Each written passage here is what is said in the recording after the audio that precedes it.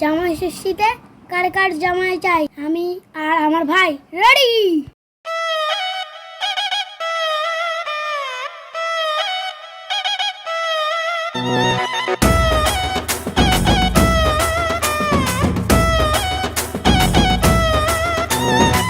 জামাই সেজে আমি হাজির হয়েছি,